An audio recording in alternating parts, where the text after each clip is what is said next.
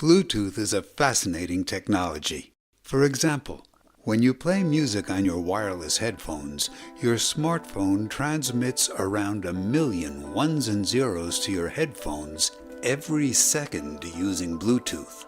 But how are 1,000,000 or so ones and zeros wirelessly transmitted every single second between your smartphone and your wireless earbuds?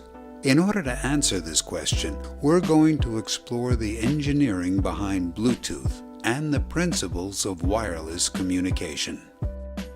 Before we get into the details and specifics of Bluetooth, let's start with an analogy.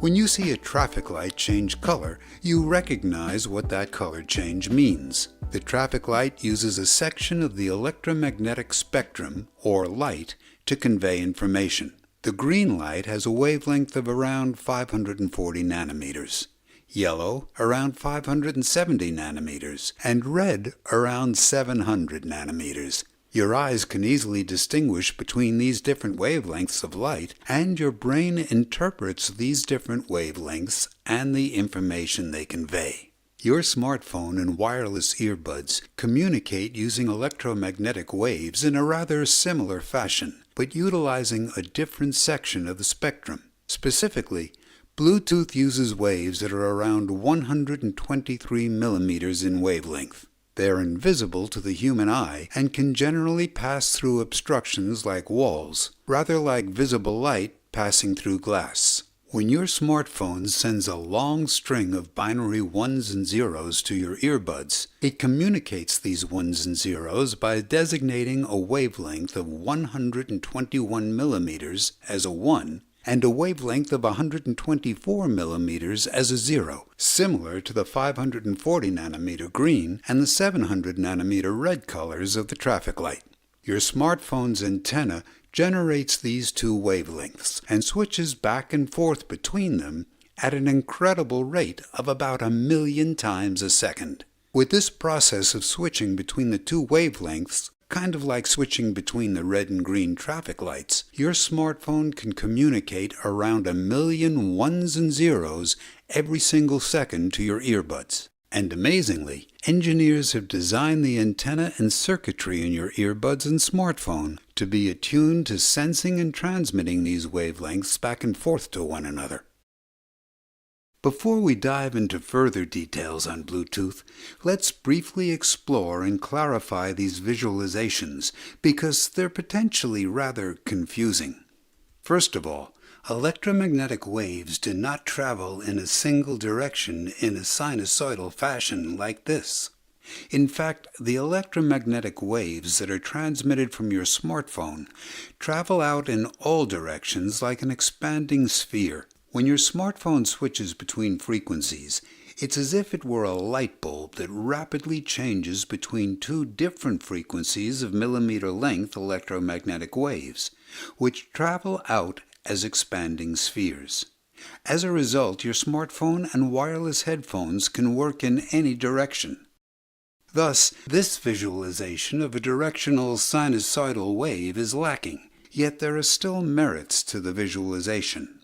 In order to give you a sense of how Bluetooth works, we're going to use 4 different visualizations that are all different perspectives of looking at the same invisible thing. Here we have the sinusoid waves, which give us a sense of the frequency and wavelength of the electromagnetic wave. What's moving up and down is not the wave itself, but rather it's the strength of the electric field. This perspective just shows us a directional sliver or ray of the expanding sphere with the electric field going up and down as the Bluetooth signal propagates outwards in all directions. If we were to measure the electric field at a single point in space, we would find that the strength of the electric field would increase and decrease sinusoidally, and the number of peaks per second would be the frequency. Furthermore, we're ignoring the magnetic field component of the electromagnetic wave, as including it would be too confusing. Let's move on to the second visualization. Here we have the traveling binary numbers, which give us a sense of the data being sent. However, it also doesn't show the spherical propagation of the electromagnetic waves or the changing frequency of the wave. Note that it's possible to send multiple bits at the same time, which we'll explore later. Third, we have the expanding spheres visualization, which gives a sense of the true near omnidirectional emission of electromagnetic waves from your smartphone and headphones. But it's difficult to show the frequency or the data that's being sent, and it's rather visually complex to process. And last, we have the simplified spheres, which help us see that these two devices are emitting and receiving electromagnetic waves along the same frequencies, but it doesn't show us much else. Different visualizations are useful in different scenarios, and with that covered, let's get back to the focus of this video. As mentioned, Bluetooth operates at around 123 millimeters of wavelength, but specifically, it operates between 120.7 millimeters and 124.9 millimeters of wavelength in the electromagnetic spectrum. Note that these frequencies are more commonly referred to as having a 2.4 to 2.4835 GHz frequency bandwidth, or range. Just as our eyes see within a range on the electromagnetic spectrum, Bluetooth antennas see or perceive within their own range of frequencies. Now, at any given time, there might be dozens of people using Bluetooth devices at the same time in the same room. To accommodate so many users, this section of the electromagnetic spectrum is broken up into 79 different sections or channels, with each channel having a specific wavelength for a 1 and another for a 0. And at any given moment, your smartphone and earbuds communicate across just one of these channels. For example, these are the frequencies for a 1 and a 0 in channel 38. Whereas these are the frequencies for channel 54. Now, this begs the question, if dozens of devices are using the same wavelengths and possibly the same channel, how do your earbuds receive long strings of binary bits or messages from your phone exclusively? Well, first, the messages are assembled into packets. In each packet, the first 72 bits are the access codes that synchronize your smartphone and earbuds to make sure that it's your specific earbuds that receive the message. These access codes are similar to the address words on a postal letter or package. The next 54 bits are the header, which provides details to the information being sent, which in our analogy can be equated to the size of the letter or the box. And the last 500 bits are the actual information or payload, kind of like the contents of our postal letter or box, which in this case are the digital ones and zeros that make up the audio that you're listening to. If you're wondering how audio can be represented by ones and zeros, take a look at this episode on audio codecs. Okay, so now let's add more complexity to the mix. As mentioned, Bluetooth operates in a set of 79 different channels. However, when your smartphone and earbuds communicate, they don't stick to a single channel, but rather they hop around from channel to channel, kind of like channel surfing on your TV. In fact, this hopping between the 79 channels, which is called frequency hopping spread spectrum, happens 1,600 times a second, and after each hop, one packet of information composed of the address, header, and payload is sent between your smartphone and earbuds. Your smartphone dictates the sequences of channels it will hop to, and your earbuds follow along. Furthermore, if one of the 79 channels is noisy due to interference or is crowded with other users, then your smartphone adapts and doesn't use that channel until the noise clears. This channel hopping also prevents anyone from eavesdropping on the information that's being sent between the two devices, because only your smartphone and earbuds know the sequence of channels that they will communicate across. Interestingly, because the information is divided and sent using packets, if your earbuds don't receive one of the thousands of packets, it says it didn't receive that particular one, and your smartphone sends the packet again. It might seem crazy or mind-blowing that the circuitry in your phone can generate pulses of electromagnetic waves 1,000,000 times a second at very specific frequencies, and then have these pulses received and decoded by your earbuds. But hey, it happens. Just think about how your screen has millions of pixels, also emitting specific frequencies and strengths of the electromagnetic spectrum or light at around 30 to 60 or more times a second. Technology is fascinating. One quick side note. We would greatly appreciate it if you could take a second to like this video, subscribe to the channel, comment below, and share this video with others. A few seconds of your time can help us to create many more educational videos. Thank you. Okay, let's move on.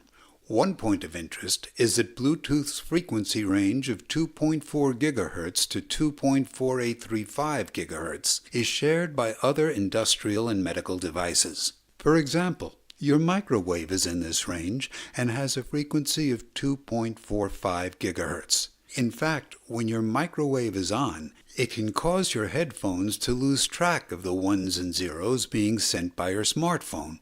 Or, in other words, your headphones can lose signal. However, please don't think your Bluetooth headphones are dangerous because they emit a wavelength that's similar to your microwaves. That would be like comparing the light output from stadium floodlights to the light from your smartphone screen, and saying that because they both use the same colors of light, they'll both cause damage when stared at from a foot away. Also, remember we mentioned that the electromagnetic waves from Bluetooth can easily travel through obstacles such as the walls of your house? However, the walls of the microwave are designed to block waves of this frequency. You can test this by putting your smartphone in the microwave. The Bluetooth signal from your smartphone to your headphones will be blocked and the connection lost. However, make sure not to turn on your microwave with any electronic devices inside of it. I repeat, do not turn on your microwave, otherwise it will damage whatever electronics you put into it. In addition to microwave ovens, 2.4 GHz Wi-Fi networks also operate within this range of the electromagnetic spectrum.